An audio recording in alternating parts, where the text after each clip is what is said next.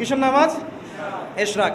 নবীজি বলেছেন কেউ যদি ফজরের নামাজ জামাতে পড়ে তারপরে সালাম ফিরানোর পর ওই জায়গাতেই বসে থাকে এবং জিকির আজগার করতে থাকে, সুবহানাল্লাহ 100 বার পড়লো, আস্তাগফিরুল্লাহ 100 বার পড়লো, ঠিক আছে, লা ইলাহা ইল্লাল্লাহ ওয়াহদাহু লা শারীকা লাহ লাহুল মুলক ওয়া লাহুল হামদ ওয়া হুয়া আলা কুল্লি শাইইন কাদির, এগুলো পড়লো, তারপরে ধরেন দরুদ শরীফ পড়লো ইত্যাদি, জিকির আজগার শেষ করে সূর্য উঠে যাওয়ার পরে সে যদি 2 রাকাত নামাজ পড়ে, মাত্র 2 রাকাত, সে ফিরে যাবে একটা কবুল হজ, একটা কবুল ওমরার নেকি নিয়ে ফিরবে ইনশাআল্লাহ।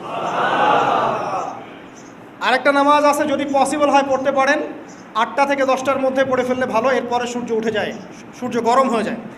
সেটা হলো আপনার এই চাশতের নামাজ, যেটাকে আমরা বলি সলাতুদ দুহা, চাশতের নামাজ। আমরা অনেকে রিজিকের সমস্যায় ভুগি না, দারিদ্রতা, রিজিকের সমস্যা, আমাদের অভাব,